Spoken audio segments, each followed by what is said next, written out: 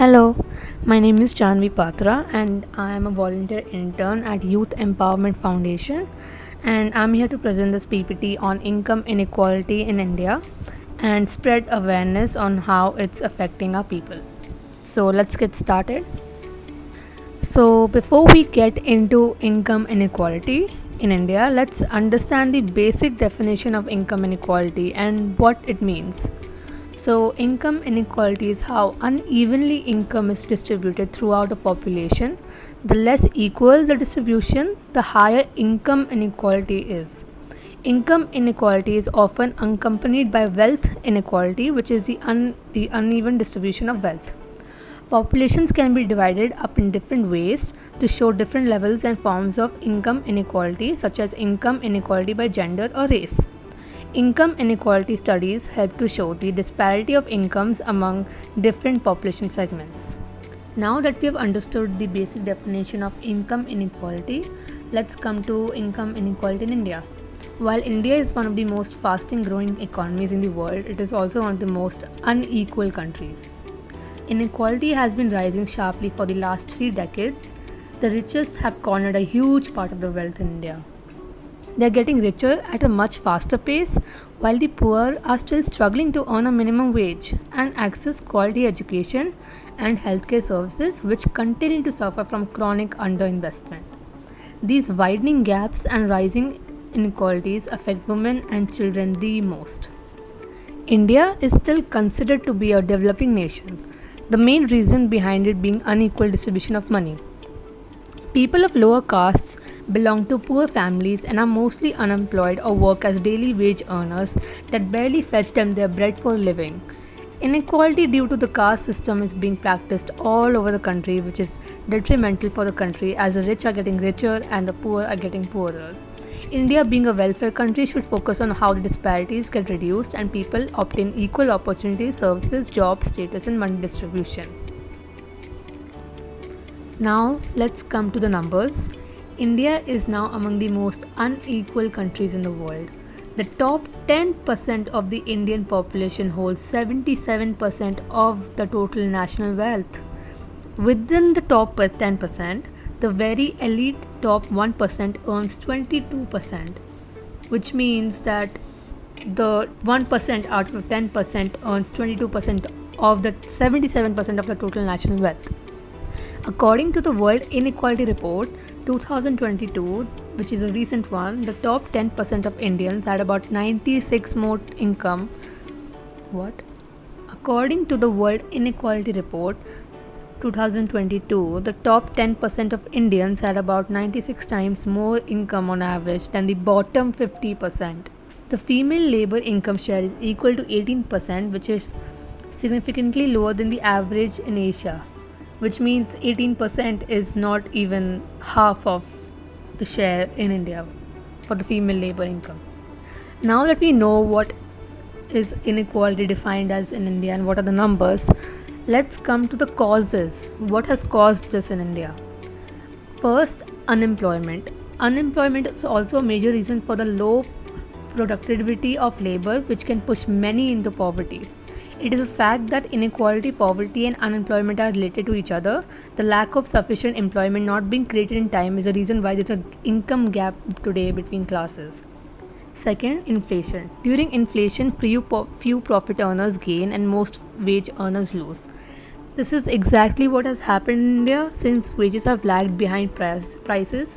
Profits have increased. This has created more and more wealth and income inequality.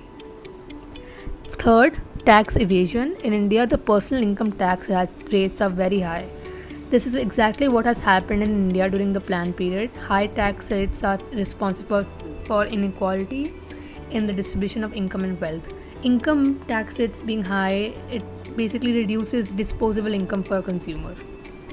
The rise of a rentier class that seeks to maximize its leverage in fixed assets such as lands and properties to extract as much as income possible. Rentier class are those people who earn their income through investments and fixed assets. Fixed assets are like land, building, furniture, etc. Now that we know the causes of inequality, let's understand the impacts of these on our society. India's economy continues to grow with its GDP rising faster than the most nations. GDP here refers to gross domestic product, which is the total output produced by a country in a year. But a rise in national GDP is not indicative of income inequality in the country, which means that even if your GDP rises in the country, it doesn't really mean that income inequality has, reduced. The growing income inequality in India has negatively impacted poor citizens' access to education and healthcare. Rising income inequality makes it difficult for the poor to climb up the economic ladder and increase the risk of being victims to poverty trap. People living at the bottom 10% are characterized by low wages, long working hours, lack of basic services such as first aid, drinking water, and sanitation, and also education for small kids, and work for women. Now that we know the causes, let's move on to the ways to reduce income inequality. First, investing in healthcare, education, and social protection significantly reduces income inequality. For example, if a government invests in free quality public services, poor people don't have to use their meager earnings to pay for them. This can significantly boost their available income by as much as their regular earning. Taxing the wealthiest in society more than the poorest directly reduces income inequality. If these taxes are invested in public services, they can further reduce inequality. There is significant evidence that higher wages and strong labor rights, especially for women workers who tend to work in the lowest paid and most insecure jobs in India, are key to reducing inequality. For example, if the Indian government ensured women were paid the same amount as men for the same job, women's income would be boosted by almost a third. Now that we know what income inequality is and how it stands in India and how it's affecting people all across India and what are the impacts, right? Why is it important for us to be aware about the situation? Why is awareness about income inequality important? People often think of poverty and income inequality as something that only exists in developing countries, but in reality, this brings misery to the lives of many people. It is a direct attack on people's fundamental rights, limits their opportunities to achieve full potential, brings high costs to society, and hampers sustainable economic growth. Another thing we see very much nowadays is that the social stability and the social fabric of a society are torn apart if there are very large income differences. There's a lot of partiality in our society because of the income differences. It reduces investments and discourages economic activity. It reduces investments and discourages economic activity, which is why it's so important for us to be aware about the current situation of income inequality in India and how it's impacting the lives of the poor people, whether it be the men, children, or the women, especially women and children, because the children are not getting the rightful education, and the women are still working in unsecured jobs and low paid jobs, and they're not being treated equal to men, which is why the income inequality is so high in our society. So, this is the end of the presentation. Thank you so much for listening.